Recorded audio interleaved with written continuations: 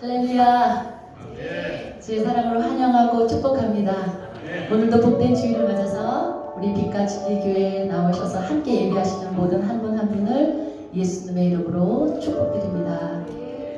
주 여호와의 영이 내게 내리셨으니 이는 여호와께서 내게 기름을 부으사 가난한 자에게 아름다운 소식을 전하게 하려 하심이라. 나를 보내사 마음이 상한 자를 고치며 포로된 자에게 자유를, 갇힌 자에게 노임을 선포하며 여호와의 은혜의 해와 우리 하나님의 보복의 날을 선포하며 모든 슬픈 자를 이루하되. 오늘 예배할 때에 주님의 영을 우리에게 충만하게 기름 부어주셔서 우리의 마음들을 만져주시고 우리의 모든 갇힌 것에서 노임받게 하시며 우리를 슬픔의 화관, 죄 대신 화관을 주시고 기쁨의 기름을 부어주시고 찬송의 옷을 입혀주시기 원합니다. 그래서 주님이 부으시는 기쁨의 기름이 우리 예배할 때에 충만하게 부어주겠습니다. 그리고 찬양의 옷을 입혀주셔서 우리가 주님 앞에 기쁨과 자유함으로 예배하게 될 줄 믿습니다. 아멘. 우리를 그렇게 하신 주님을 찬양합니다. 우리가 함께 일어서셔서 우리 주님을 함께 찬양하겠습니다.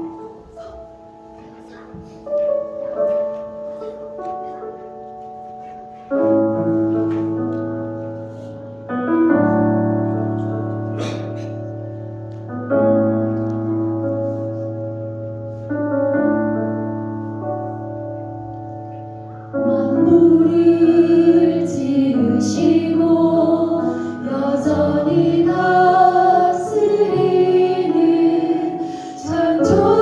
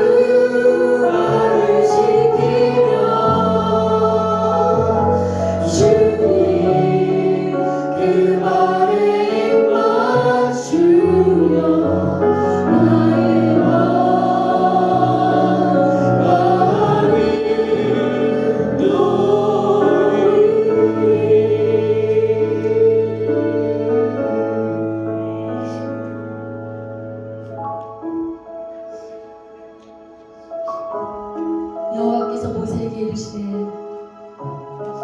너는 내 목전에 은총을 입었고 내가 이름으로도 너를 안이니라. 내가 내 모든 선한 것을 내 앞으로 지나가게 하고 여호와의 이름을 내 앞에 선포하리라.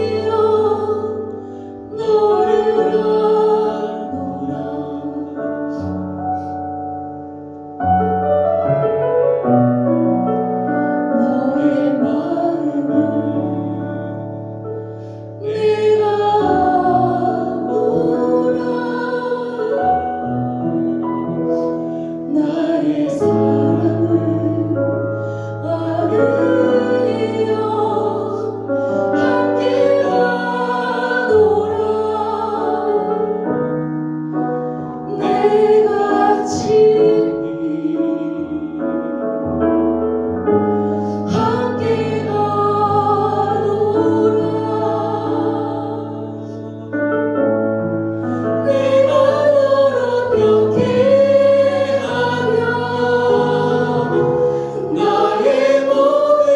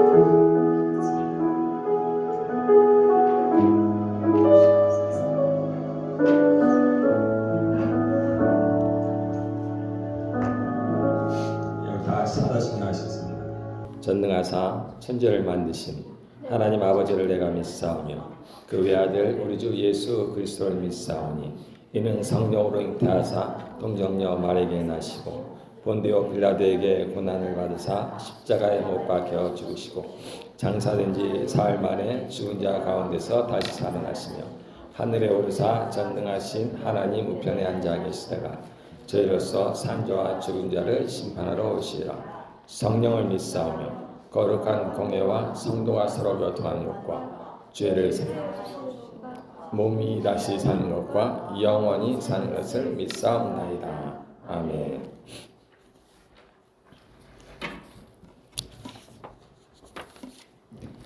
내 영혼아 여호와를 찬송하라. 내 속에 들으라. 다 그의 거룩한 이름을 송축하라. 내 영혼아 여호와를 송축하며 그의 모든 은혜를 잊지 말지어다.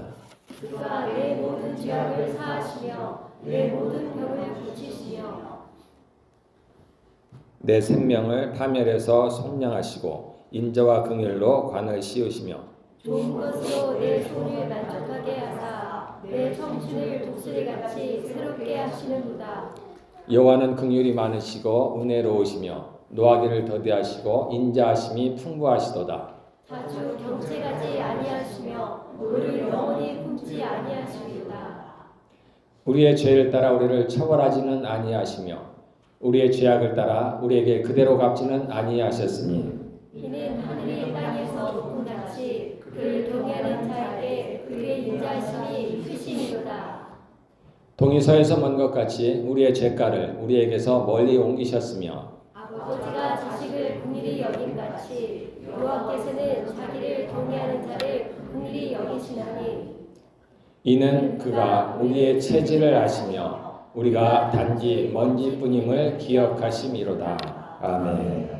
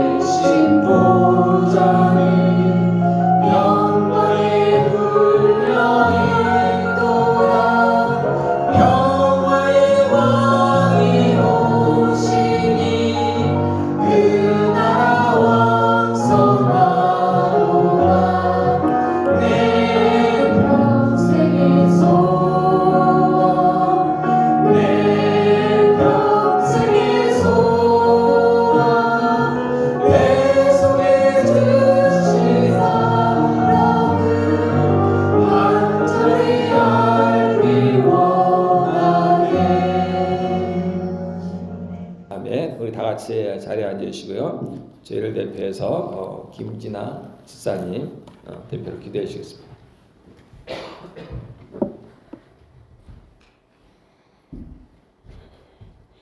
하나님 아버지 감사합니다. 오늘도 보기엔 아주 그냥 평범한 주일 같지만 평범하지 않게 주님 앞에 와서 예배드림을 감사드립니다. 아멘. 그냥 조용히 아무 일 없이 지내는 것이 정상적인 것이 아니고 주님의 은혜라는 것을 깨닫게 해주심에 감사드립니다. 아멘. 아무 일 없다는 것이 주님께서 가만 계시는 것이 아닌 주님께서 지켜주시고 같이 계셔주시고 있다는 것을 알게 하심에 감사드립니다. 우리에게 있는 향유옥화, 우리에게 있는 이삭을 주님께 드리는 한 주 속에서 마음에 혹여나 주님 보시기에 악한 남보다 자기를 낮게 여기는 마음, 높아지려는 마음, 자기가 맞다고 생각하는 모든 것을 내려놓고 이 시간에 주님께서 주시는 말씀 속으로 들어가서 우리가 말씀으로 세척되어 나기를 원합니다. 우리에게 있는 모든 문제들이 주님께서 단련하고 있고 그 훈련 속에서 우리가 정금같이 되어 나와 세상 사람들이 보기에 빛과 소금, 정금이 되어서 주님 영광 드러나게 하소서. 하나님의 말씀을 그냥 교회에서 지키고 교회에서 역사하는 것이 아니라 가정 속에서 내가 발 디디는 모든 장소에서 살아 역사하게 하여 주님의 제자 같은 삶을 살게 하소서. 50일 작전 기도를 허락하시고 또 잘 마무리 짓게 해서 감사드립니다. 권능을 받는 것도 중요하지만 권능 받을 만한 그릇이 되기 위해 필요한 우리 부족함을 깨닫게 해서 감사합니다. 우리의 기도가 습관처럼 몸에 배어서 늘 주님을 만나는 기쁨으로 쉬지 않고 기도할 수 있는 은혜를 허락하여 주소서. 이 시간에 말씀을 전하는 진영도 목사님에게 성령 충만함을 주시고 성령의 권능으로 담대하게 진리를 바르게 선포하게 하소서.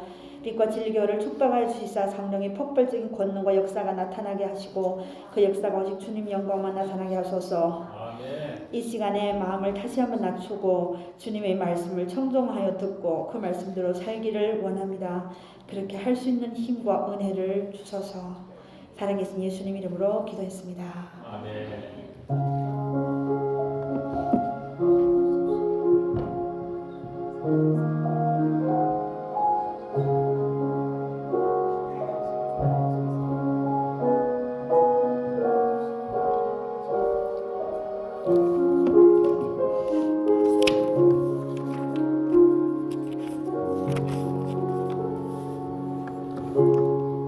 아멘. 감사합니다. 저희 교회 소식 한번 보겠습니다. 주보 뒷장에 있어요. 오늘 창세기 36장입니다. 그리고 여러분들 이제 특성을 여러분들 준비해 주셔서 하나님께 귀한 특성 드리시기를 바라겠습니다. 목장 모일 저희가 올해부터 시작을 했고요. 그리고 여러분들 많이는 필요 없고 한 편 정도 여러분들이 예배 드리시는 모습을 녹음하셔서 저한테 한번 보내주시기를 바라겠습니다. 제가 그런 여러 가정에서 드리는 예배를 저희가 한번 취합해서 어떤 그 스탠다드를 좀 만들려고 하니까 보내주시기를 바라겠습니다. 한 번만 보내시면 됩니다. 세신자 교육이 시작됐습니다. 이미 목사님이 담당을 하시고요. 오늘 그리고 이제 헌금 영수증이 준비되어 있습니다. 여러분들 2022년도 헌금하는 것들을 준비되어 있습니다. 여러분들 세금 보고를 위해서 준비해 놨습니다. 김진아 목사님께 문의를 하시면 되겠고요. 특별히 이제 제가 작년부터 이제 얘기를 했습니다만은 하나님께서 올해 저희 교회에 물질을 부으시길 기도를 하고 있습니다. 또 그렇게 하실 줄로 저는 믿고 있어요. 근데 심어야 됩니다. 성경의 그 원칙은 분명해요. 심은 대로 거두리라 합니다. 여러분들 11조는 당연히 하셔야 되고 분명히 하셔야 됩니다.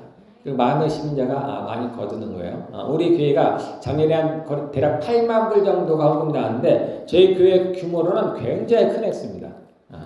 제가 일반 교회로 봤을 때 2배 정도가 헌금을 하시는 것 같아요. 하나님께서 올해 그렇게 하실 줄 믿고요. 저는 이제 생각이 들어요. 우리 교회 볼 때 누가 축복을 받을 만한 사람들이 많지 않은데 특별히 하나님께서 어떻게 축복을 하시려나 저는 상당히 기대가 됩니다. 어떻게 하나님께서 하실까 제가 좀 기대가 돼요. 그리고 이제 저희가 새해가 들어서 저희가 이제 웹사이트가 아직 이제 준비가 되지는 않았습니다만 교회를 새롭게 이제 저희가 세팅을 하는 과정, 거의 작년에 세팅을 하는 과정이었고요. 그래서 올해부터 어떻게 보면은 세팅된 대로 지금 이제 시작하는 과정인데 제가 교회 방향에 대해서 몇 가지 한번 제가 전적으로 말씀을 드리면은 제 교회가 어디에 속았는지, 교단이 어디에 속았는지 이제 궁금해하시는 분들이 좀 있더라고요. 제 교회 이제 여기 주부에 보면은 맨 왼쪽 위에 나와 있습니다. 아주 작게 나와 있어요. 예, 거기 보면 Independent Assemblies of God이라는 겁니다. 그 다음에 International Canada. 이게 이제 저희 교단입니다. 어렵죠? 어렵습니다. 그럼 제가 간단히 소개를 하면은 저희 교단이 어디에 속했느냐? 펜타코스탈, 영어로는 펜타코스탈입니다. 한국어로는 오순절. 한국에 있는 오순절 교단이 뭐냐면 순복음교회가 오순절 교단에 속한 겁니다. 그래서 한국 분들은 펜타코스탈이라든지 오순절 그러면 잘 못 알아들으세요. 저도 뭐 신학에서 공부하기 전까지는 잘 몰랐고요. 이 오순절이라는 교단 아래에 그 아래 순복음교회가 있어요. 순복음 교단이 있는 겁니다. 영어로는 Assemblies of God이에요. 저기 순복음 교단은. 그러니까 순복음 교회 위에가 펜타코스탈, 즉 오순절 교단이에요. 저희는 펜타코스탈, 즉 오순절에 속한 교단인데 순복음 교회는 아닌 거예요. 그러니까 같은 계통이에요. 같은 계통인데 완전히 똑같은 교단은 아닙니다. 그러니까 저희 교회가 어디에 어느 교단이냐고 물으면 그냥 순복음 교회랑 비슷한 교단이라고 말씀하시면 돼요. 쉽게 얘기하면. 조금 더 정확히 얘기하면 그냥 오순절 교단에 속해 있는 교회다 이렇게 얘기를 합니다. 뭐 장로교회도 있고 장로교회 밑에도 수많은 교단들이 있어요. 그런 것처럼 이 오순절이라는 교단 밑에 많은 교단들이 있습니다. 그 중에 저희가 이 교단에 속해 있는 거예요. 그렇고요. 저희 교회가 이제 앞으로 어떻게 나가냐 했을 때 제가 이제 삼중사역을 얘기했습니다. 좀 어려운 말로 세 가지를 중요시한다는 얘기입니다. 그래서 그 말씀을 제가 어디냐면 여기 있나요? 예, 주보 이제 예배순서 맨 아래쪽에 나와 있습니다. 마태복음 4장 23절에 나와 있는 겁니다. 거기에 예수께서 온 갈릴리에 두루 다니사 그들의 회당에서 가르치시며 천국 복음을 전파하시며 백성 중에 모든 병과 모든 약한 것을 고치시니 이것이 저희의 사역 방향이라고 저희 교회가 중요시하는 나아가는 방향이라고 생각하시면 됩니다. 첫째 복음을 전파하고 둘째 그들을 가르치고 그리고 성령의 능력으로 회복시키는 그러한 교회가 저희 교회가 나아가는 방향이라고 여러분들 알아보시면 되겠고요. 그 다음에 요거는 이제 성경과는 좀 관련은 없습니다만 우리 이민교회가 처해 있는 그 큰 문제 중에 하나가 뭐냐면 언어의 문제예요. 언어. 제가 이 부분에 대해서는 제가 여러 번 말씀을 드렸습니다. 그래서 이것을 해결하고자 각 교회에서 여러 가지 고민들을 해요. 그래서 EM을 두기도 하고 또는 설교 가운데 뭐 영어를 같이 이제 중간중간에 섞어서 이야기도 하고 어른들에게서는 큰 문제가 없습니다.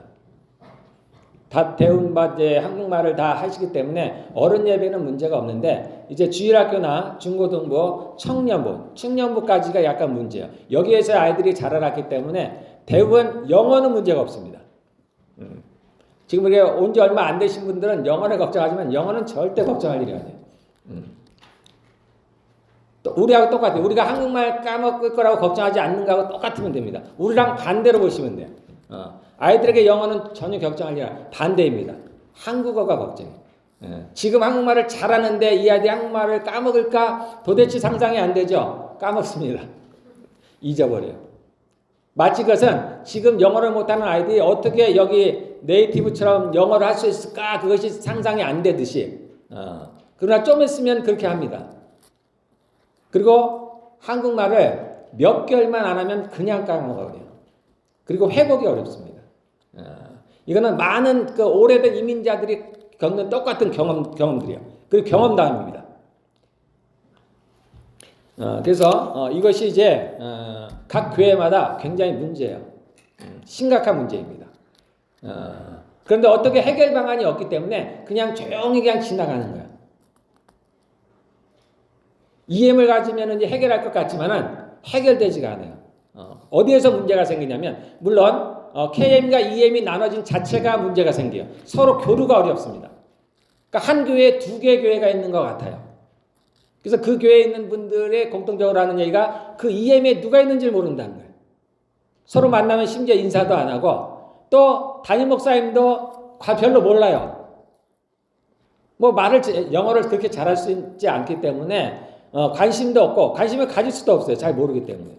그래서 EM이 있으면 한 교회 안에 두 교회 있는 것 같습니다. 그래서 해결되지 않아요. 그런데 나름대로 어쨌든 한국어를 못하는 아이들에게는 도움이 됩니다. 그래서 가긴 하는데 그 후에 문제가 생겨요. EM을 마쳤을 때 문제가 생깁니다. 청년부까지는 EM을 통해서 예배를 드리는데 그 후에는 계속 청년에 남아있을 수가 없어요. 그래서 그것을 떠나야 돼. 이제 그러면 작년 예배를 드려야 되는데 작년 예배를 드릴 수가 없는 거예요. 한국말을 못하니까. 여기서 딜레마가 생깁니다. 여기서 문제가 생겨요. 그래서 EM을 나온 아이들이 어디를 가야 될지 갈팡질팡하게 돼요. 그래서 할 수 없이 말을 알아들어야 되니까 외국교회를 갑니다. 근데 외국교회에서 적응하기가 힘들어요. 말은 알아듣지만 교제가 안 이루어집니다. 또는 부모가 그 교회에 있으니까 기존에 있는 교회에서 그대로 남아요. 그럼 어른 예배를 드리는데 예배는 다니는데 제대로 예배를 못 드려요. 즉 말씀을 듣지 못하는 거예요. 양쪽이 다 문제가 됩니다. 그래서 외국의 교회에 갔던 아이가 다시 한국 교회로 돌아오고 또 이 교회에 남아있던 아이가 결국은 견디지 못하고 또 다시 외국 교회로 간다든가 이러한 일들이 벌어지기 시작합니다. 그리고는 어떻게 되냐면 결과적으로는 교회에 적응을 못해요. 그래서 주일날만 그냥 왔다 갔다 하는 겁니다. 교제가 안 되는 거예요. 우리가 알다시피 우리가 믿음이라는 건 교제가 엄청난 중요한 많은 퍼센트를 차지해요. 제가 볼 때는 거의 반 이상입니다. 근데 그 교제가 잘 이루어지지 않아요. 물론 나름대로 5년, 10년이 지나가면서 적응은 할 수 있을지 모르겠어요. 그렇지만 어쨌든 그러한 문제들이 발생을 해요. 제가 그래서 주변에 제가 이제 목회를 하다 보니까 이러한 문제가 우리 아이만일 때는 별반 문제가 안 돼요. 그냥 알아서 살아가겠지입니다. 그 위까지는 제가 생각을 안 해요. 그냥 알아서 살아가겠지. 내가 여기 와서 살아갔듯이 이 아이도 그냥 알아서 살아가겠지. 근데 반드시 그 아이들이 정체성에 혼란이 옵니다. 우리 큰애가 이제 여기서 한국말도 잘하고 영어도 잘해요. 그래서 전혀 그런 문제가 없을 줄 알았더니 자기도 청년 때 그랬다는 거예요. 도대체 내가 어느 나라 사람인지 그런 정체성에 혼란이 왔다는 겁니다. 그런데 그 애는 오래 가지 않았어요. 왜냐하면 한국말을 잘하니까. 그게 어려움이 없었습니다. 근데 그렇지 못한 아이들은 이런 것들이 오래 갑니다. 그래서 큰 어려움을 겪을 수가 있어요. 그리고 특히 우리 믿는 사람들에게 문제가 됩니다. 우리가 교회에서 삶이라는 굉장히 중요한데 예수를 믿지 않는 사람들은 그냥 그렇게 살아갈 수 있어요. 그러니까 한국인도 아니고 캐네디언도 아니고 어떻게 보면 또 한국인이기도 하고 캐네디언이기도 하면서 그렇게 살아갈 수 있지만 우리의 믿음의 교제를 나눠야 되는 우리들에게는 이것은 좀 문제가 될 수 있어요. 그래서 어쨌든 저도 고민을 많이 하고 여러 교회들의 사례를 제가 많이 이제 그 목사님이라든가 거기서 이제 사역하시는 분들의 얘기를 좀 듣고 하면서 제 나름대로는 한 가지 이제 방안을 생각해낸 게 조금 힘들더라도 아이들에게 한국말을 가르쳐야 되겠다라는 겁니다. 그래서 한국말을 하고 영어를 하는 아이들은 선택할 수가 있습니다. 본인이. 나중에 영어권에 가서 살아갈 수도 있고 한국권에서 살아갈 수도 있고 선택의 여지가 있어요. 근데 한국말을 못하는 아이들은 선택의 여지가 없어요. 그리고 이제 우리가 알다시피 이렇게 한국 문화 속에서 살아간 사람들이 나중에 외국 서양 그러니까 영어권 문화 사람들과 어울려서 산다는 건 굉장히 쉽지가 않습니다, 여러분들. 그래서 우리가 단기적으로 보면은 아이들에게 한국말을 가르친다는 게 굉장히 어려워요. 제가 경험해봐서 저덕이나 어렵습니다. 이거 보통 문제가 아니에요. 하루 이틀이 되는 것도 아니고 한두 달이 되는 것도 아닙니다. 그래서 이거는 싸움이 필요해요. 싸움. 그러니까 이 싸움이 아이가 힘드니까 포기해버리는 겁니다. 누가 포기하냐면 부모가 포기해버려요. 부모가. 그래서 아이들이 영어 못하는 건 한국말을 못하는 거는 아이들의 문제가 절대 아니에요. 그건 다 부모의 문제입니다. 부모가 포기하면 아이들은 영어를 못해요. 한국어를 못합니다. 부모가 끝까지 포기하지 않으면 한국어를 할 수가 있어요. 근데 결과는 굉장히 달라요. 나중에 자라났을 때 한국어를 하는 아이와 그렇지 않은 아이는 굉장히 차이가 납니다. 그래서 어쨌든 제가 이 싸움을 싸우려고 해요. 가정에서만도 힘듭니다. 그래서 우리 교회에서, 저는 이제 교회니까 저희 교회에서 이렇게 하려고 해요. 그래서 저희는 EM을 두지 않을 계획입니다. 이런 교회들이 많이 있어요. 이러한 문제들로 인해서 EM을 두지 않는 교회들이 많아요. 또는 반대로 인해서 EM을 두는 교회도 있고, 또 이러한 것들로 인해서 EM을 두지 않는 교회가 있는데, 저는 이제 후자를 선택했어요. 저희는 EM을 두지 않을 계획입니다. 지금은. 그리고 중고등부나 이제 청년부, 주일학교도 마찬가지죠. 그렇게 한국어로 말씀을 전하고 가르칠 그러한 계획입니다. 우리는 지금은 가능해요. 이제 여기서 조금 더 아이들이 늘어나고 영어로 아이들이 많아지면 그게 쉽지가 않습니다. 근데 우리가 지금은 괜찮아요. 그래서 우리가 한 몇 년만 고생을 하면 됩니다. 몇 년만 고생해서 딱 세팅을 잡아놓으면 돼요. 그러면 저기 교회를 갔더니 저희 교회는 이렇게 한국어로 하는 교회구나. 그렇게 하면은 아이들이 따라오게 될 수 있습니다. 우리가 초창기니까 처음에 여러분들이 같이 도우셔야 돼요. 남의 아이라고 그냥 둘 것이 아닙니다. 여러분들 물론 기본적으로는 가정에서 한국말을 가르치셔야 되는데 가르칠 게 따로 없어요. 집에서 한국말을 쓰도록 하시면 됩니다. 부모하고는 한국말을 써요. 근데 중요한 거는 형제들끼리예요. 형제들끼리 영어를 쓰면은 한국말을 못합니다. 반이에요, 반. 반쪽뿐이 안 돼요. 아이들끼리 영어를 쓰기 시작하는 순간에 이제 한국말은 줄어들기 시작해요. 그래서 이것을 여러분들이 잡아줘야 돼요. 아이들은 영어가 점점 편해지고 영어를 하는 것에 대한 자부심이 생겨요. 성취감도 있고. 그러다 보니까 어떻게든 한국말을 영어를 하고 싶어요.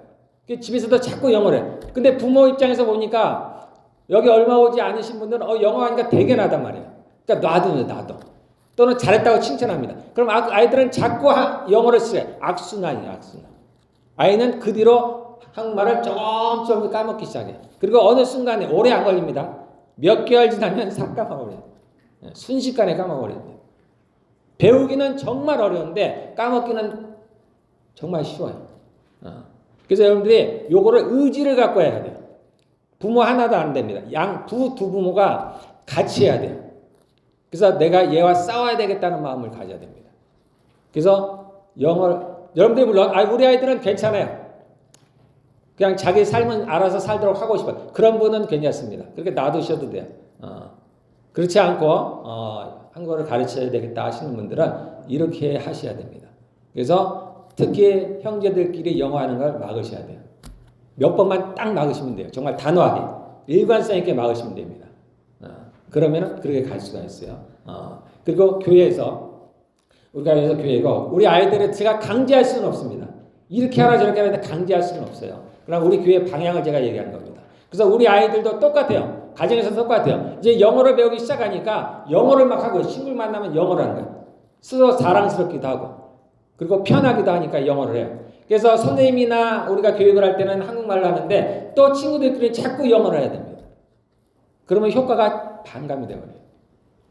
그래서 우리 교회에서는 한국말을 쓰는 교회다. 그래서 우리 그 어른들이 보셨을 때 누군가 그렇게 하면 막아주셔야 돼요. 여기 한국말을 써야 된다.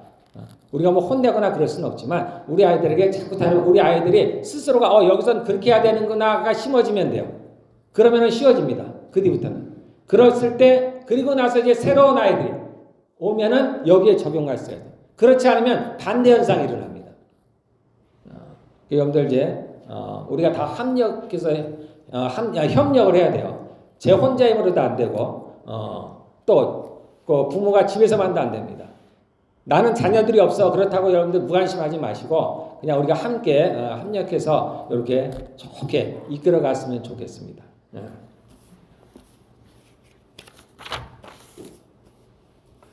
우리 다 같이 이제 기도하겠습니다.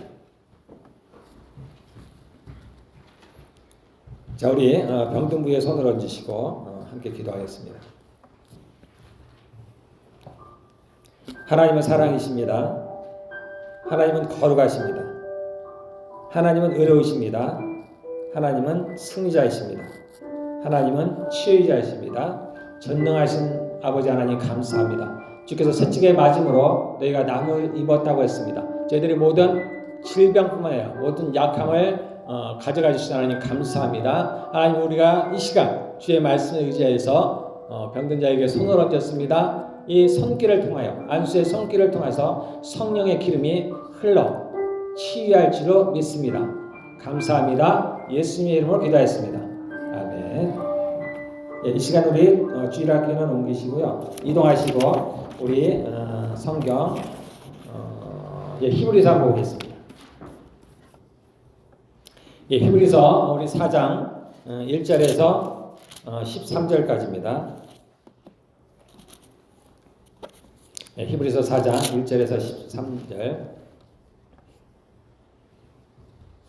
제가 읽겠습니다. 그러므로 우리는 두려워할지니 그의 안식에 들어갈 약속이 남아있을지라도 너희 중에는 혹 이르지 못할 자가 있을까 함이라. 그들과 같이 우리도 복음 전함을 받은 자이나 들은 바 그 말씀이 그들에게 유익하지 못한 것은 듣는 자가 믿음과 결부시키지 아니함이라. 이미 믿는 우리들은 저 안식에 들어가는도다. 그가 말씀하신 바와 같으니 내가 노하여 맹세한 바와 같이 그들이 내 안식에 들어오지 못하리라 하셨다 하였으나 세상을 창조할 때부터 그 일이 이루어졌느니라. 제7일에 관하여는 어딘가에 이렇게 일렀으되 하나님은 제7일에 그의 모든 일을 쉬셨다 하였으며 또다시 거기에 그들이 내 안식에 들어오지 못하리라 하였으니 그러면 거기에 들어갈 자들이 남아있거니와 복음 전함을 먼저 받은 자들은 순종하지 아니함으로 말미암아 들어가지 못하였으므로 오랜 후에 다윗에게 다시 어느 날을 정하여 오늘이라고 미리 이같이 일렀으되 오늘 너희가 그의 음성을 듣거든 너희 마음을 완고하게 하지 말라 하였나니 만일 여호수아가 그들에게 안식을 주었더라면 그 후에 다른 날을 말씀하지 아니하셨으리라. 그런즉 안식할 때가 하나님의 백성에게 남아있도다. 이미 그의 안식에 들어간 자는 하나님이 자기의 일을 쉬심과 같이 그도 자기의 일을 쉬느니라. 그러므로 우리가 저 안식에 들어가기를 힘쓸지니 이는 누구든지 저 순종하지 아니하는 본에 빠지지 않게 하려 함이라. 하나님의 말씀은 살아있고 활력이 있어 좌우에 나선 어떤 검보다도 예리하여 혼과 영과 및 관절과 골수를 찔러 쪼개기까지 하며 또 마음의 생각과 뜻을 판단하나니 지혜신 것이 하나도 그 앞에 나타나지 않음이 없고 우리의 결산을 받으실기에 눈앞에 만물이 벌거벗은 것 같이 드러나느니라. 아멘.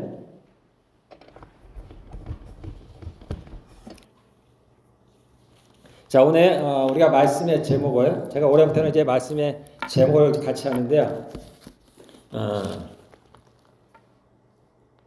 여기 제목은 여기 있네. 하나님의 말씀의 역할. 제목이 이렇게 싹 마음에 들지는 않는데 또 어떻게 따로 이렇게 다른 말들이 잘 여기 저도 오래 살다 보니까 한국말이 낯설어서 표현력이 좀 많이 떨어지는데요. 하나님의 말씀이 실제로 우리에게 어떻게 일을 하나라는 것을 오늘 좀 제가 말씀을 드리려고 합니다. 4장 12절의 말씀이요. 우리가 두리뭉실하게는 알고 있습니다. 이 말씀이 하나님의 말씀은 살았고 운동력이 있어서 좌우에 나선 검보다도 예리해서 우리의 혼과 영과 관절과 골수를 찔러 쪼개기까지 한다. 어렴풋하게는 아시죠? 하나님의 말씀이 살아서 우리를 변화시킨다. 이것을 조금 더 제가 오늘 좀 디테일하게 자세하게 한번 보려고 하는데요. 그 전에 오늘 이제 4장에 대한 얘기는 안식에 대한 이야기입니다. 안식에 대한 얘기를 하다가 12절에서 갑자기 하나님의 말씀이 나와요.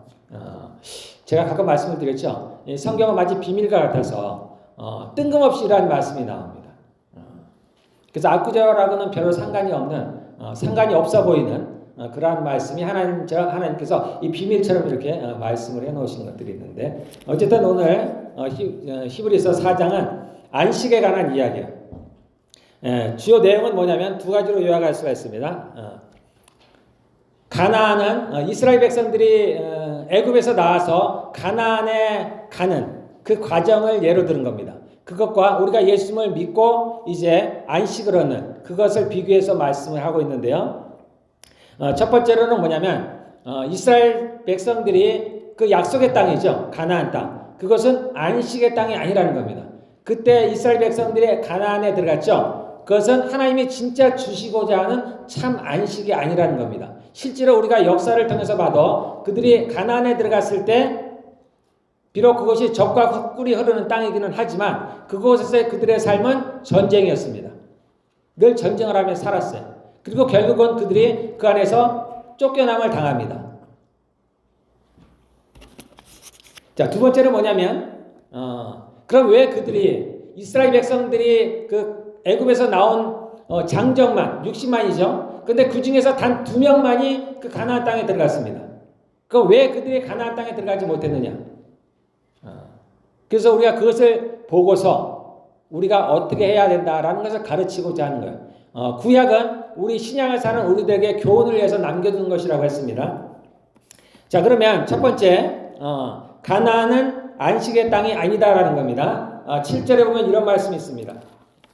오랜 후에 다윗의 글에 다시 어느 날을 정하여 오늘이라고 미리 이같이 읽었으되 오늘 너희가 이게 이제 시편 95편에 나온 말씀인데요. 오늘 너희가 그의 음성을 듣거든 너희 마음을 완고하게 하지 말라 하였나니 만일 여호수아가 그들에게 안식을 주었더라면 그 후에 다른 날을 말씀하지 아니하였으리라라는 겁니다.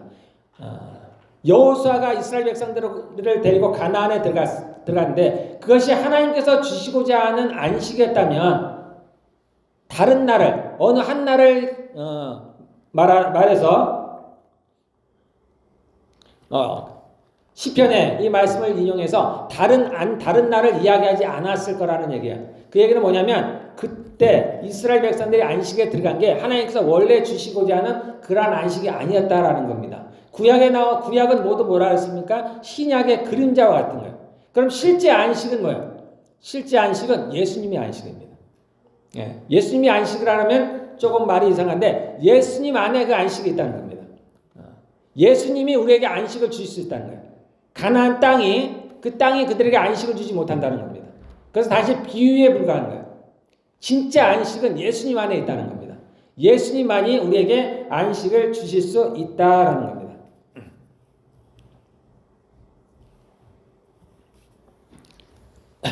그러면은 이 시편의 기자가 굳이 왜 이것을 얘기했을까라는 거예요. 왜 굳이 옛날에 가나안 땅은 그 안식이 아니고 실제 안식을 주실 때가 있다라고 왜 그것을 얘기했을까라는 건데 여기 8절에 보면 9절에 보면 이러겠죠. 그런즉 안식할 때가 하나님의 백성에 남아있다라는 거예요. 안식할 때가 남아있다라는 겁니다.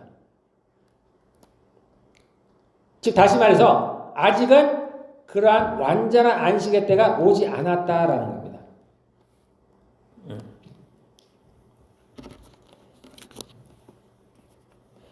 이제 이때도 마찬가지지만 많은 사람들이 예수님을 믿고 그 예전에는 예수님이 바로 올 줄 알았습니다. 예수님이 재림이 바로 올 줄 알았어요. 근데 기다려도 예수님은 오지 않는 거예요. 그래서 이제 그러한 사람들이 자신의 믿음에 대해서 그러한 의심들을 많이 품고 있었어요. 우리도 마찬가지죠. 예수님을 믿는데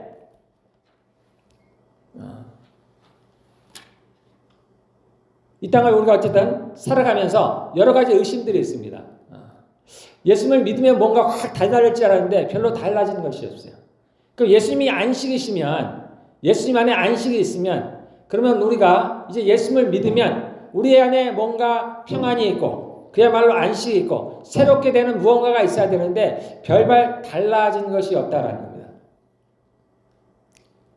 그래서 우리가 이 땅을 살아감에도 불구하고 예수님을 믿음에도 불구하고 세상 사람과 다름없이 살아가는 것은 이러한 것들 때문이에요. 어렴풋하게 천국과 지옥은 믿긴 하겠는데 그것은 먼 훗날 얘기 같은 거예요. 그러니까 이 땅은 세상 사람들과 별반 다름없이 살아가는 겁니다.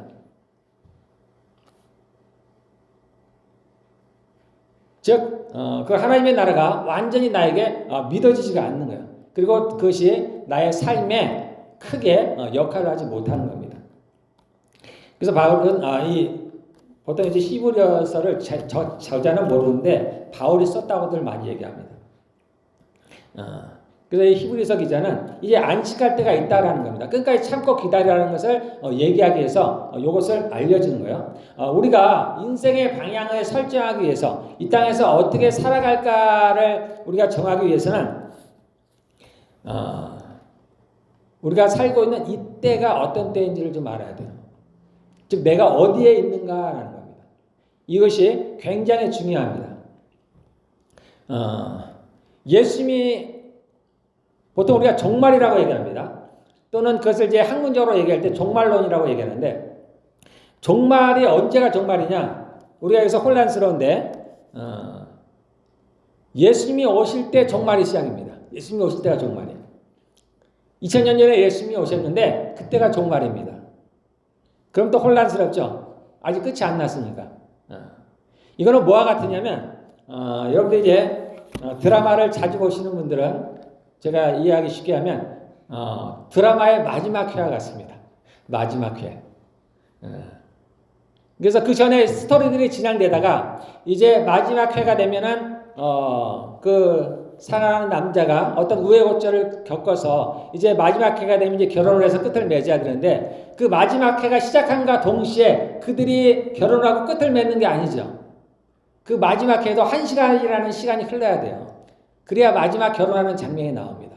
그렇지만 요 마지막 회는 마지막 회예요. 처음부터 마지막 회입니다. 종말이 그런 거예요. 예수님이 이 땅에 오셨어요. 마지막 때에 구원자가 오신 거예요. 이 역사의 마지막 때. 그래서 예수님이 오시면서 마지막 때입니다. 성경은 그때가 마지막 때라고 얘기를 해요. 그런데 이때도 그때 예수님이 오셔서 바로 이 땅과 이 기존에 있던 하늘과 땅이 없어지고 새 하늘과 땅이 바로 나타나는 게 아니고 이때도 시간이 필요합니다. 그래서 종말이 어느 한 지점만을 가리키는 게 아니에요. 한 구간을 가리키는 겁니다.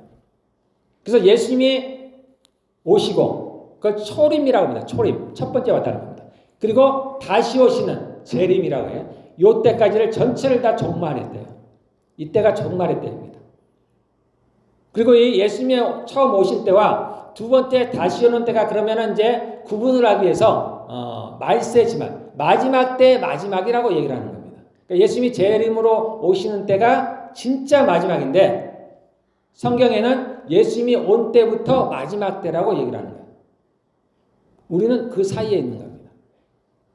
그래서 다 마찬가지죠. 우리가 구원을 예수님을 믿으면 구원을 받았어요. 그런데 완성은 안 된 겁니다. 그래서 우리가 끝까지 구원을 이루라고 얘기를 하는 겁니다. 하나님의 나라가 이 땅에 왔습니다. 회개하라 천국이 가까이 왔느니라. 요한이 선포할 때부터, 그리고 예수님이 죽으시고 부활하시면서 하늘에서 왕권을 가지고 오셨죠. 하늘과 땅의 권세를 다 내게 주셨으니 아담이 사단에게 빼앗겼던 이 땅의 권세를 이제 예수님이 회복하셨습니다. 회복하셨기 때문에 이 땅에 하나님의 나라가 도래했어요. 왔다는 말. 앞으로 올 것이 아니라 왔습니다. 왔어요. 그런데 완전하진 않다는 겁니다. 아직 이 땅에는 사단의 나라도 있는 거예요. 두 개의 나라가 함께 있는 겁니다. 우리가 그래서 이 안에 살고 있는 거예요. 그래서 이 안에 살고 있기 때문에 우리가 혼란스러운 거예요. 왜냐하면 하나님의 나라는 보이지가 않아요. 세상의 나라는 보이는 거예요. 하나님의 나라는 우리 눈으로 볼 수가 없습니다. 근데 세상은 우리 눈에 보이는 거예요. 그러니까 마치 내가 예수님을 믿어도 내가 여전히 이 땅에 속한 사람처럼 살아가는 겁니다. 그러니까 실제는 그렇지 않아요. 실제 하나님의 나라가 왔습니다. 그리고 여러분들이 예수님을 믿으면 이제 우리는 하나님 나라에 속한 거예요. 그래서 여러분의 나라가 어디냐 그러면 내 나라는 하나님의 나라입니다. 천국의 나라. 여러분이 어디에 살고 있냐? 나는 천국에서 살고 있다라고 얘기하는 겁니다. 그러면 천국에 살고 있다는 건 말로만 해서는 안 돼요. 내가 천국에 살고 있다면 천국의 법칙을 따라야 되는 겁니다. 우리가 이 땅에서 그렇게 살아가야 되는 거예요. 자, 우리가 이 땅은 감옥이라고 했습니다. 눈에 보이지 않는 감옥이요. 창세기에 나와 있는 내용입니다. 창세기에 아담과 하와가 범죄한 이유로 그들이 에덴에서 쫓겨났죠. 그리고서 벌을 받았어요. 이 땅에서 우리는 벌을 받고 있는 거예요. 왜 이 땅에서 삶이 우리에게 행복이 없을까? 왜 삶이 이렇게 괴롭고 고통스러울까? 이상할 것이 전혀 없습니다. 우리는 이 땅에서 지금 벌을 받고 있는 거예요. 즉 감옥에 있는 거예요. 눈에 보이지 않는 소위 창살 없는 감옥에 있는 거예요. 그러면 내가 어딘지에 있는지 아는 사람들, 바깥 세상을 아는 사람들, 내가 조만간 바깥 세상으로 나갈 것이라고 생각하는 사람들은 감옥에 있으면서도 뭘 준비합니까? 바깥 세상을 준비하는 거예요. 그 나갈 때를 준비하는 겁니다. 그러나 그것을 알지 못하는 사람들은 마치 이 감옥이 영원히 살 것처럼 생각하는 사람들은 여기에서 내가 어떻게 하면 잘 살까? 내가 여기에서 어떻게 하면 내가 행복할까? 그것만을 준비하면서 살아가는 사람들이에요. 그래서 우리가 내가 어디에 있는지를 분명히 알아야 됩니다. 우리는 그 안에 지금 있어요. 그래서 이 안식할 때가 온다는 겁니다. 우리의 이러한 고통들이나 고난들, 나는 괴롭지 않은데 생각하시는 분들도 있을 겁니다. 그런데 사람의 인생이 어렵죠. 우리가 하나님 나라에 보면 이 땅은 고통이에요, 고통. 죄가 많은 고통입니다. 실제로 그렇죠. 우리 인생을 돌아보면 그렇습니다. 우리의 기억은 완전하지가 않아요. 그래서 좋은 것들만 많이 기억하는데 그렇지 않습니다. 우리의 인생이 쉽지가 않아요. 그래서 이것은 당연한 거예요. 당연한 거. 우리에게는 안식할 때가 있습니다. 그 나라에 갈 때가 와요. 그래서 우리는 그것을 준비하면서 살아야 됩니다. 이 땅에서 내가 어떻게 살아야 될까? 거기에 초점을 맞춰야 됩니다. 그리고 그 외에 다른 것들을 우리가 이제 계획하면서 살아나가야 됩니다. 자, 두 번째, 그러면 안식에 들어가지 못한 이유가 뭘까를 얘기하는데 우리가 2절에 보면은 그들과 같이 우리도 복음 전함을 받은 자이나 그들도 복음을 전했는데 우리가 전한 복음하고는 조금 우리가 받은 복음하고는 조금 다르지만은 그들도 모세로부터 하나님의 말씀을 받았습니다. 그것도 율법도 하나님의 말씀이야. 그래서 여기서 같이 복음이라고 표현을 해놨어요. 그들과 같이 우리도 복음 전함을 받은 자이나 들은 바 그 말씀이 그들에게 유익하지 못한 것은 그들이 그것을 듣고서도 가나안에 들어가지 못한 것은 왜 그러느냐? 그들이 믿음과 결부시키지 못했다라는 겁니다. 하나님의 말씀을 들었는데 그것을 믿음으로 받아들이지 않았다라는 거예요. 그러면 믿음으로 받아들이지 않았다라는 게 뭔가? 우리 6절 7절에 보면 그러면 거기에 들어갈 자들이 남아있거니와 복음 전함을 먼저 받은 자들은 복음 전함을 먼저 받으리라는 얘기는 그 광야에 있던 이스라엘 백성들을 말하는 겁니다. 먼저 받은 자들은 순종하지 아니함으로 들어가지 못했다. 순종하지 않았다는 거예요. 믿음과 결부시키지 않았다는 얘기는 순종하지 않았다는 것과 같은 얘기라는 겁니다. 같은 얘기라는 거예요. 7절에 오랜 후에 다윗의 글에 다시 어느 날을 정하여 오늘이라고 미리 이같이 일렀으되 이거 이제 우리에게 하는 얘기예요. 오늘 너희가 그의 음성을 듣거든 너희 마음을 완고하게 하지 말라라는 겁니다. 우리가 이제 하나님의 말씀을 듣거든 마음을 완고하게 하지 말라는 겁니다.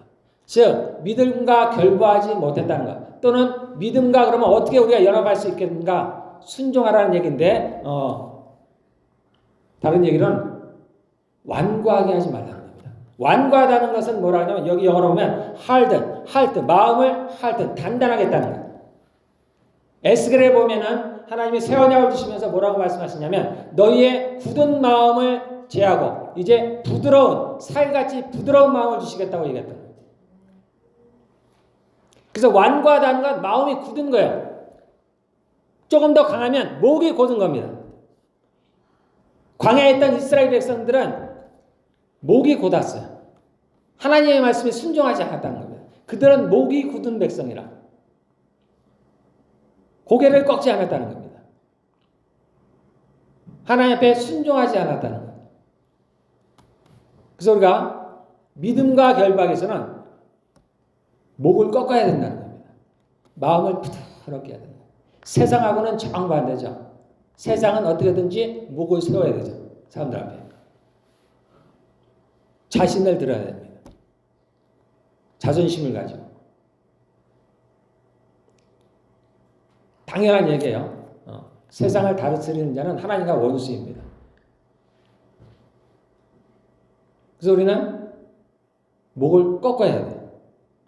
정말 목을 꺾어야 됩니다. 하나님 앞에 고개를 숙여야 돼요. 하나님 앞에 설 자가 없습니다. 하나님을 거스려서 살아날 자가 아무도 없어요. 여러분들은 그것을 체험으로 경험할 필요가 없어요. 솜방망이가 떨어져도 하나님께로부터 건 허리를 부러뜨리는 거예요. 하나님은 강하신 하나님이십니다. 그래서 그분 앞에 여러분들이 고개를 숙이셔야 돼요. 나의 고집을 꺾어야 됩니다. 하나님과 싸워서 이길 자가 아무도 없습니다. 하나님 최후로 기다리실 수가 있어요. 하나님은 몇십 년이고 기다리십니다. 그분과 이길 수 있는 사람은 아무도 없습니다. 빨리 나의 고집을 꺾어야 됩니다. 그래서 자기를 죽여야 돼요. 그래서 너희가 나를 따르거든 어떻게 해야 돼요? 자기를 부인해야 된다. 나의 생각을 죽여야 된다. 우리는 보통 이제 옳은 대로 하려고 해요. 내 생각이 옳은 대로. 이스라엘 나라에서 가장 최악의 상태가 어디냐면은 사사들이 다스릴 때입니다. 왕이 나오기 전에 가나안에 들어가서 그 한 250년 동안이 가장 암흑의 시대입니다. 그 암흑의 시대의 특징을 뭐라고 설명을 얘기하냐면 각자 자기의 소견에 옳은 대로 하였다라는 겁니다.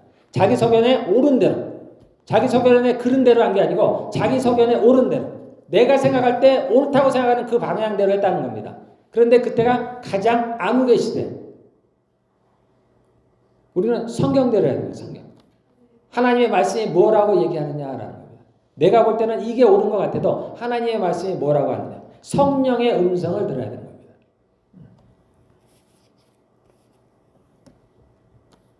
그래서 우리가 믿음과 결부하기 위해서 하나님의 말씀이 내 안에서 역사하기 위해서는 우리의 그러한 고집들을 꺾어야 되는 겁니다. 자기를 부인해야 돼요. 자, 이제 요게 이제 히브리서 4장에 나온 내용들이고요. 그러다가 갑자기 이제 12절에 이 하나님의 말씀에 대한 이야기가 나오는데요. 자, 우리 한번 다시 한번 읽어보겠습니다. 하나님의 말씀은 살아있고 활력이 있어 좌우에 날선 어떤 검보다도 예리하여 혼과 영과 및 관절과 골수를 찔러 쪼개기까지 하며 또 마음의 생각과 뜻을 판단하나니. 그렇습니다. 자, 첫째로 하나님의 말씀은 살아있고 활력이 있다는 겁니다. 일을 한다는 얘기입니다. 하나님의 말씀은 일을 한다는 얘기예요. 태초에 하나님께서 천지를 창조하실 때 무엇으로 하셨냐면 말씀으로 하셨습니다. 빛이 있으라 했으니 그 말씀이 나가서 일을 합니다. 어떤 분은 이야기하기를 성령께서 그 말씀을 붙잡아서 일을 하신다 이렇게 표현도 합니다. 어쨌든 그 말씀이 일을 하는데 그래서 따로 무엇이 뭔가 할 것이 없어요. 빛이 있으라 했으면 이제 빛이 생기는 겁니다. 요한복음 1장에 보면은 그 말씀이 무엇인가에 대해서 얘기합니다. 태초에 말씀이 있었으니 이 말씀이 하나님과 함께 계셨고 이 말씀이 하나님이시라. 이 말씀이 육신이 되어 우리 앞에 나타났다 그랬죠. 예수를 가리키는 겁니다. 그 말씀이 하나님이시라는 거예요. 그래서 이 말씀은 살아있다라는 겁니다. 우리도 은연중에 이러한 것들을 사실 우리가 이 세상에서도 이러한 것들을 체험을 합니다. 내가 우리 아이를 가르쳐서 무엇을 하라고 말을 하면 그 아이가 일을 하는 거예요. 가만히 생각해 보십시오. 말이 일을 합니다. 우리의 말도 일을 합니다. 하물며 하나님의 말씀은 얼마나 일을 하시겠습니까? 그 다음에 이 말씀이 그런데 좌우에 날선 어떤 검보다도 예리하다고 합니다. 하나님께서는 이 말씀을 검으로 표현하셨어요. 그래서 계시록을 보면 어린 양에게서 날선 검이 나온다는 거예요. 여기서 날선 검, 좌우에 날선 검이라는 건 뭘 말하냐면은 우리가 보통 부엌칼거든 날이 한쪽에 있죠. 근데 이건 좌우에 있는 말. 우리가 단검이라고 하는 건데 단검. 그러면 짧은 검이죠. 그 검을 보면은 양쪽에 날 있었죠. 지금 그 얘기를 하는 겁니다. 좌우에 날선. 이 날이 한쪽에만 있지 않다는 거예요. 양쪽에 있다는 거예요. 좌우에 날선 검. 어떤 검보다도 예리하다. 즉 강하다는 얘기입니다. 하나님의 말씀이 강하다는 거예요. 가장 강하다는 거예요. 그래서 에베소 6장에도 보면은 우리가 가진 유일한 무기가 뭐예요? 성령의 검, 즉 말씀이다 이렇게 얘기합니다. 그러니까 하나님의 말씀이 검이라는 거예요. 성령의 검이라는 거예요. 좌우의 날선 검, 그 무엇보다도 강한 날카로운 샤펄이라고 해요. 날카로운 검이라는 거예요. 그럼 이 검이 어떻게 역할을 하느냐? 자, 여기서 혼과 영, 그 다음에 관절과 골수, 그 다음에 나중에 나오는 마음의 생각과 뜻, 세 가지로 분리를 합니다. 자, 혼과 영을 찔러 쪼개는 거예요. 이 검이 찔러 쪼개는 겁니다.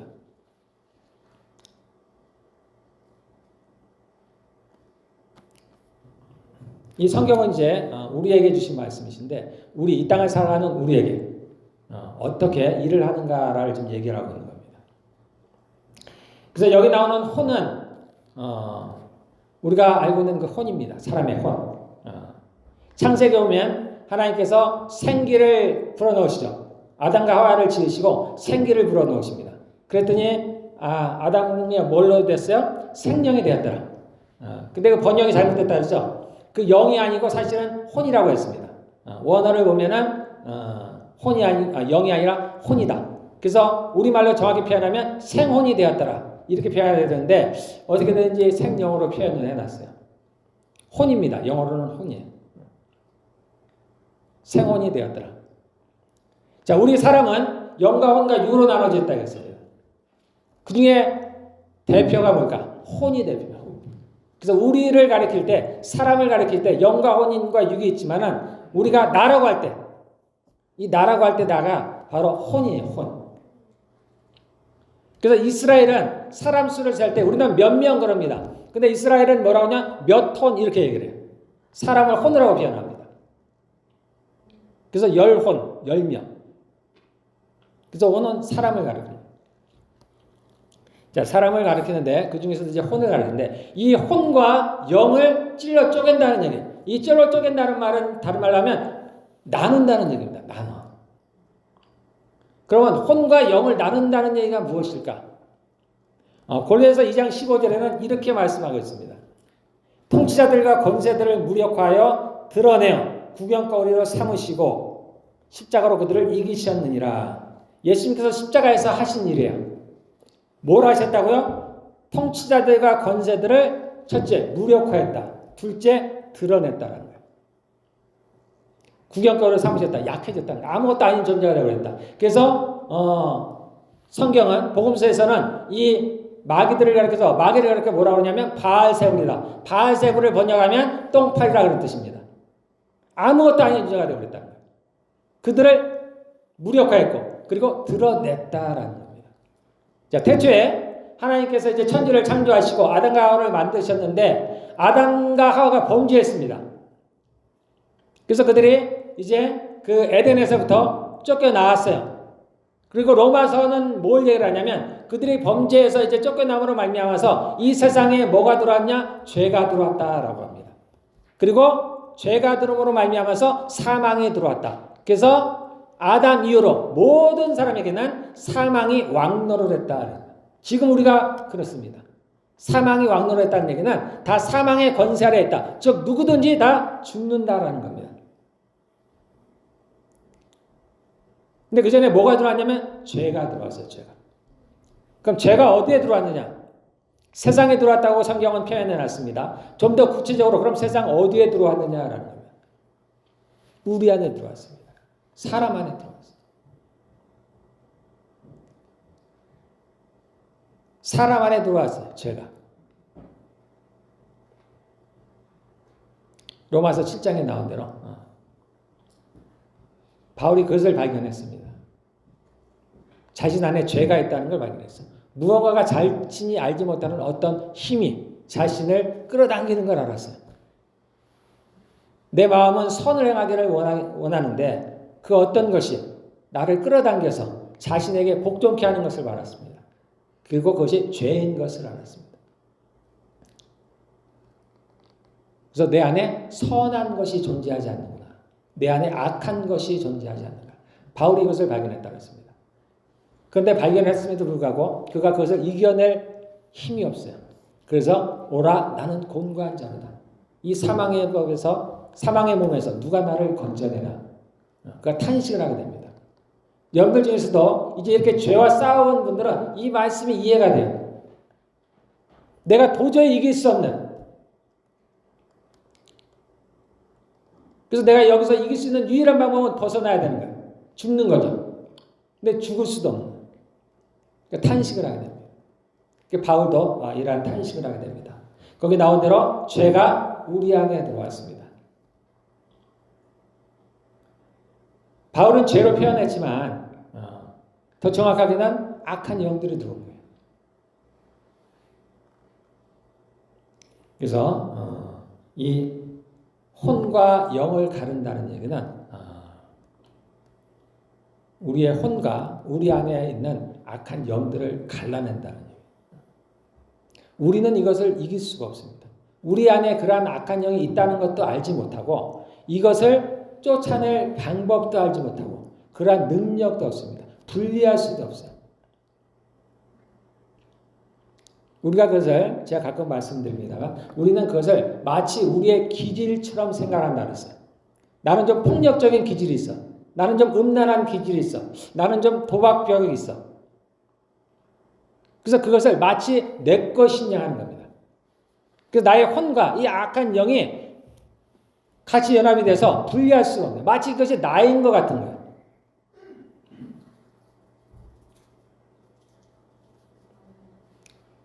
그런데 하나님의 말씀이 이것을 분리해낸다는 겁니다. 예, 정말 이 하나님의 능력은 하나님의 말씀의 능력은 정말 말로 표현할 수가 없어요. 그 무엇으로도 할 수가 없습니다. 이게 우리의 의지로 되어지는 것들이 아니에요. 그 어떤 날카로운 칼로도 될 수 있는 게 아닙니다. 그런데 하나님의 말씀은 마치 아주 예리한 날처럼 우리의 혼으로부터 그 악한 영들을 분리해낸다는 겁니다. 그리고 그것을 드러낸다는 거예요. 그리고 그것을 찔러 쪼갠다는 겁니다. 이것은 죽인다는 거예요. 멸한다는 거예요. 이것이 우리 안에 벌어지고 있는 일들입니다. 그래서 누군가 예수를 믿고 변하기 시작합니다. 그 안에서 이러한 일들이 벌어지는 거예요. 그가 하나님의 말씀을 접했을 때 하나님의 말씀이 그 안에 들어갔을 때 그 안에 있는 그 혼 뒤에 숨어있는 우리 뒤에 숨어있는 그 악한 영들을 분리해내서 찔러 쪼개서 그들을 멸해버린다는 겁니다. 그러므로 그의 악한 기질들이 사라져버리는 거예요. 그래서 그 깡패들이 예수를 믿으면 변하는 겁니다. 그 악한 영이 그 죄가 내 안에서 떠나가면 나는 변하는 거예요. 반대인 뜻도 있는 거예요. 그 악한 영이 내가 들어오면 갑자기 폭력적인 사람이 되는 겁니다. 이 하나님의 말씀이 이 일을 한다는 겁니다. 우리의 몸에서 그 악한 것들을 그 죄들을 분리해낸다는 그럴 수 있다는 거예요. 하나님의 말씀이. 그러므로 우리를 변화시킬 수 있다는 겁니다. 세상은 하지 못하는 것들을 이 하나님의 말씀은 한다는 얘기입니다. 자, 두 번째 관절과 골수입니다. 관절과 골수는 말 그대로 우리 육체를 가리키는 거겠죠. 그런데 왜 굳이 관절과 골수일까? 뭐 다른 표현도 있을 텐데 굳이 관절과 골수라고 표현하는 데는 이유가 있습니다. 자, 먼저 골수가 뭐냐면은 저도 이번 기회에 찾아봤어요. 제가 관절까지는 알겠는데 골수가 뭔지 모르겠더라고. 제가 묵상을 하다가 골수가 뭘까? 그래서 제가 이제 뭐 의미가 있을 거다 제가 생각은 했습니다만, 근데 이제 미리 아는 분들도 있겠지만 골수는 뼈 안에 있는 거예요. 뼈 안에 있는 기관인데 이 골수가 하는 역할이 있습니다. 뭐냐면 피를 만드는 역할. 그러니까 뼈 안에서 모든 뼈가 아니고요. 우리 몸의 우리 둘이 이제 중간에 있는 골반뼈라든가 어깨라든가 가슴이라든가 여기에서 이제 혈관, 그러니까 피를 만드는, 그러니까 조혈기관, 어려운 말로 조혈기관, 피를 생성하는 기관입니다. 그래서 관절과 골수입니다. 그래서 관절은 뭐냐면 관절을 찔러 쪼갠다는 얘기는 뭐냐면 관절을 찔러 쪼갠다 할 때 여러분들에게 탁 떠오르는 인상이 구약의 제사예요. 각을 뜨는 겁니다. 하나님께 제사를 드리기 위해서 동물들의 각을 뜨는 거예요. 그래서 하나님의 말씀이 우리의 몸을 각을 뜬다는 얘기입니다. 관절을 쪼개낸다는 거예요. 그러니까 하나님의 제사를 드린다는 얘기예요. 골수라는 얘기는 피죠. 피는 생명을 말하는 겁니다. 그래서 골수를 찔러 녹인다는 얘기는 죽음을 말하는 거예요. 자, 이것이 어떤 역할을 하냐면 우리가 예수를 믿으면은 거듭나잖아요. 거듭나는 과정이 이렇게 해서 일어나는 겁니다. 거듭나기 위해서는 그 전에 뭐가 일어나야 돼요? 죽는 게 먼저 일어나야 돼요. 하나님의 말씀이 우리를 각을 뜬다는 거예요. 그리고 우리를 죽인다는 겁니다. 겉으로는 우리는 멀쩡해 보이죠.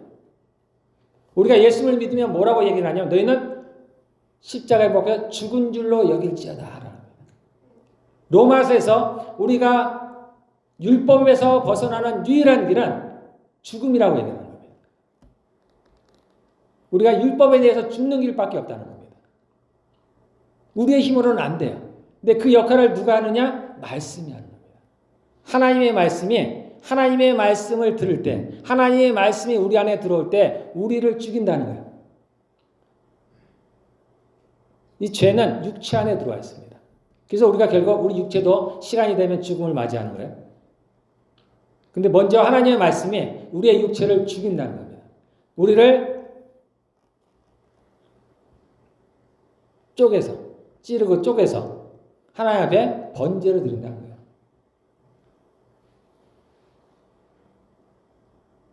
그렇게 죽음을 맞이해야 그 다음에 성령의 능력으로 부활이 오는 겁니다.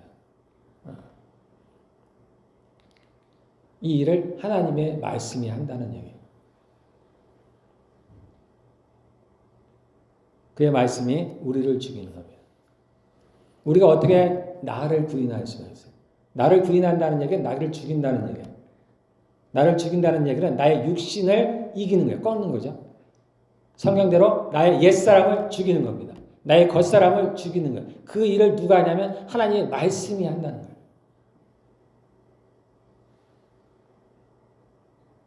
그래서 우리가 하나님의 말씀을 듣는다는 얘기는 중요해요. 이렇게. 그래서 우리가 밖에서 아무리 싸워도 여러분들 예배를 나오셔야 돼요. 그게 우리가 살 수 있는 길입니다. 예. 우리는 모르는 그러한 일들을 하나님의 말씀이 합니다. 예, 그 말씀이 살아있기 때문이에요.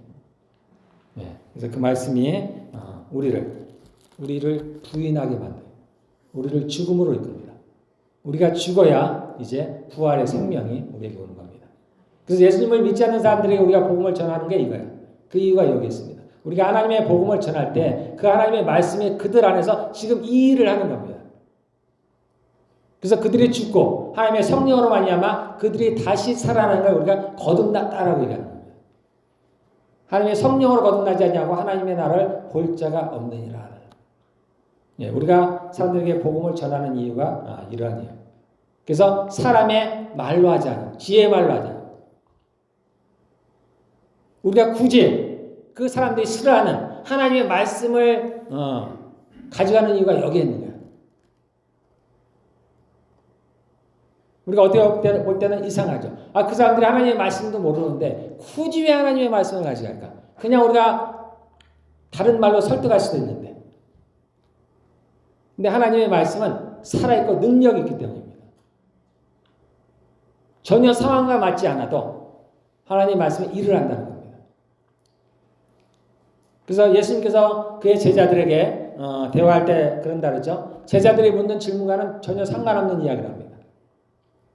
마치 동문서답처럼 이야기해요. 우리도 그럴 수 있습니다. 지금 상대가 복음을 우리가 전하려고 하는 상대에게는 전혀 맞지 않는 이야기 같은데 우리가 하나님의 말씀을 전하는 거예요. 이러한 믿음으로 하나님의 말씀을 전하는 거예요. 그러면 이 말씀이 그 안에서 일을 해서 그를 변화시킬 수 있다는 겁니다. 예, 그 다음에 세 번째로 이제 생각과 뜻을 판단한다라는 거예요.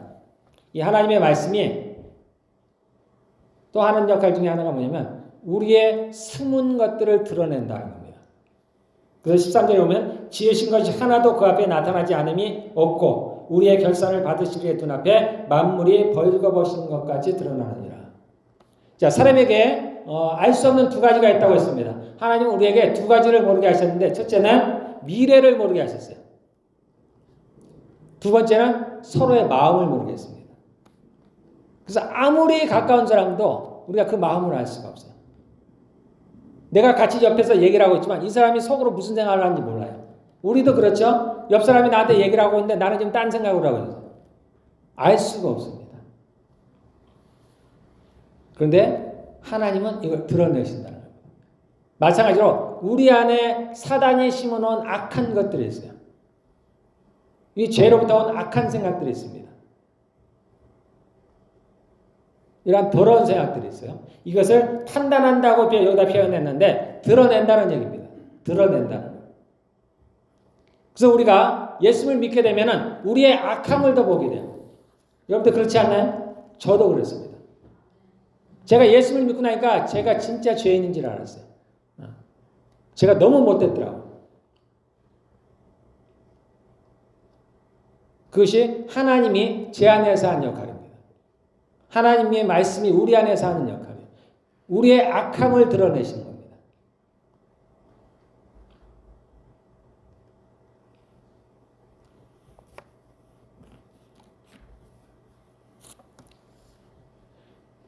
예, 그러함으로 말미암아서 하나님은 우리에게 살 길을 주시는 거예요.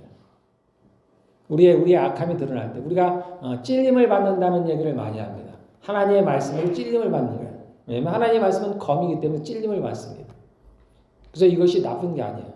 좋은 겁니다. 하나님의 말씀으로 내가 찔림을 받을 때 우리가 순종함으로 받으면 돼요. 믿음과 연합하는 겁니다. 하나님의 말씀을 들을 때 나의 악함이 드러날 때 나의 숨어있는 나의 의가 드러날 때 나의 거짓이 드러날 때 내가 순종하는 거예요. 그러므로 그 앞에 회개함으로 우리가 변화가 될 수가 있습니다. 네, 하나님의 말씀이 이러한 일들을 합니다. 우리가 하나님의 말씀을 듣고 읽고 그리고 배우는 이유가 이러한 데 있어요. 하나님의 말씀은 능력이 있다라는 겁니다. 그리고 우리가 하나님의 말씀을 선포할 때 그러한 일들이 일어납니다. 제가 하나님의 말씀을 선포할 때 보이지 않지만 제 입에서 검이 나가는 겁니다. 성령의 검이 나가요. 그래서 듣는 여러분들의 혼과 영과 관절과 골수를 찔러 쪼개는 겁니다. 그리고 여러분들의 숨은 마음의 생각과 뜻을 드러내는 거예요. 여러분들 이럴 때 물러나지 마시고 피하지 마시고 하나님 앞에 나오셔야 됩니다. 내 안에 이런 악한 것이 있습니다. 우리가 회개함으로 이것을 해결할 수가 있습니다. 우리 안에서 쫓아낼 수가 있어요. 그런 악한 것들이 하나씩 우리 안에서 쫓김을 당할 때 우리가 변화됐다고 얘기를 하는 겁니다. 새로워졌다고 얘기를 하는 거예요. 전에 없던 성품들이 내게서 생겨나는 겁니다. 저는 내가 소심했었는데 이제 주님 안에서 내가 담대해진 겁니다. 내가 전에는 두려웠었는데 이제 주님 안에서 용기가 생기는 거예요. 내가 전에는 뭐든지 좀 안 될 것 같았는데 이제는 내가 될 것 같은 마음이 생기는 겁니다. 내가 전에는 과격했는데 제가 부드러워진 사람. 내가 이렇게 원래 부드러운 사람이 아닌데 부드러워진 거예요.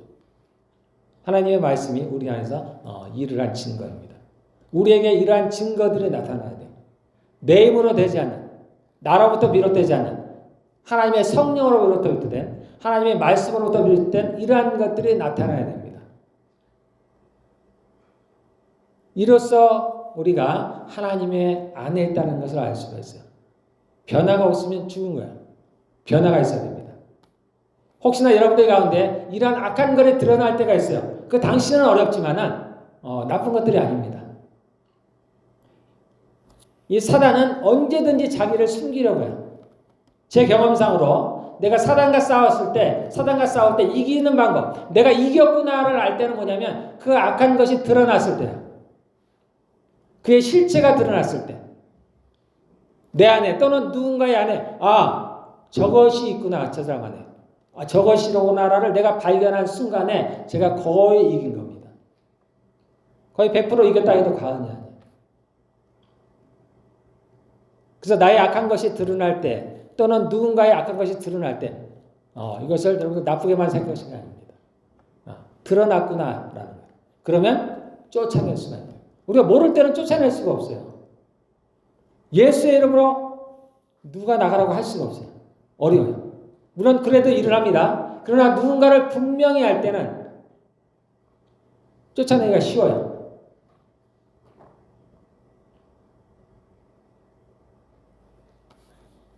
이제 여러분들이 마지막으로 하나님의 말씀에 대해서 이제 또는 하나님의 영에 대해서 여러분들이 이제 소위 민감하게 되면은 그런 것들을 알 수가 있습니다. 여러분들. 상대방이 이야기할 때 또는 심지어 내가 이야기할 때도 이것이 내가 하는 이야기가 아니구나. 또는 상대가 하는 이야기가 아니라 그 안에는 악한 영이 하는구나라는 것을 여러분들이 알 수가 있어요. 뭘 것 같죠? 알 수 있습니다. 그래서 전과는 조금 다르게 반응할 수가 있어요. 전에는 이러한 말을 하는 사람이 이 사람이라고 생각하기 때문에 이 사람과 다투는 거예요. 이 사람이 얄밉고 싸우게 됩니다. 그런데 어느 순간에 이렇게 얘기하는 이가 저 뒤에 숨어있는 악한 영이라는 걸 어느 날 알게 돼요. 그러면 내가 화가 조금 덜 나게 됩니다. 조금은 참을 수 있게 돼요. 그것이 조금 더 여러분들이 이제 성령의 믿음 갖게 되면 내가 말할 때도 알 수가 있습니다. 나도 모르게 튀어나오는 말이 있어요. 또는 내가 하는 말들이 있습니다. 이때도 이거 내 말이 아니구나. 내가 속았구나. 내가 이용당했구나. 내가 사단의 도구가 됐구나라는 말씀입니다. 그래서 그렇게 몇 번만 해보면 그 다음부터는 좀 절제가 됩니다. 그래서 내가 그러한 말이 튀어나오려고 할 때 내가 입을 다물어야 되겠구나. 우리가 싸움이 나오는 이유는 그런 거예요. 상대 안에 있는 악한 영이 그러한 죄가 나를 도발하는 겁니다. 그가 나타나서 일을 하는 거예요. 꼭 박수를 치는 것과 똑같아요. 한쪽이 피하면 돼요. 그런데 내 안에도 악한 것이 있어요. 같이 반응을 해요. 같이. 그래서 싸움이 일어나는 거예요. 내가 내 안에 있는 죄들을 절제할 수 있으면 내가 피할 수가 있어요. 그래서 이럴 때는 좋은 방법은 피하는 겁니다. 내가 이길 수 없으면 피해야 돼요. 이것은 때로는 내 힘으로 잘 안 돼요. 내 의지로 잘 안 되는 겁니다. 정말 나의 가장 약한 부분을 건드렸을 때는 내가 그 부분에 약하다는 얘기는 내가 그거와 대항해서 내 힘이 약하다는 거예요. 내가 컨트롤할 수 없다는 거예요. 이때는 피해야 되는 거예요. 그래서 저도 누군가에게 얘기를 할 때 제 마음이 평정심이 없다든가 내 안에 평안이 없다든가 그럴 때는 가능하면 얘기를 안 하려고.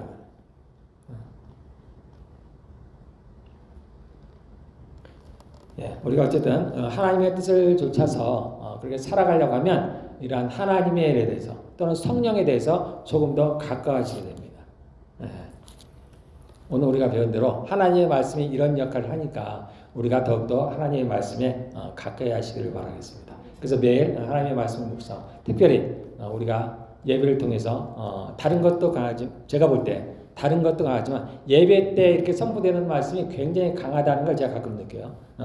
그래서 여러분들은 집안에 무슨 일이 있어도 예배 때는 꼭 참석하시고 가능하면 여러분들이 집안에도 하나님의 말씀을 자주 붙여놓으시고 어쨌든 하나님의 말씀을 접하시기를 바랍니다. 그러면 어느 말씀이 내 안에 역사할지 모릅니다. 죄만 드러내는 게 아니에요.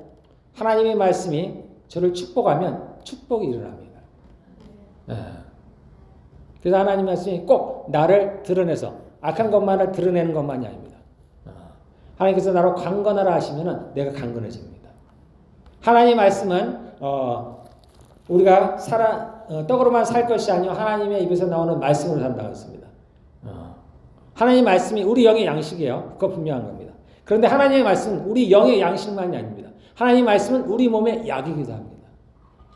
그래서 그 말씀이 병든 자를 고칠 수가 있어요.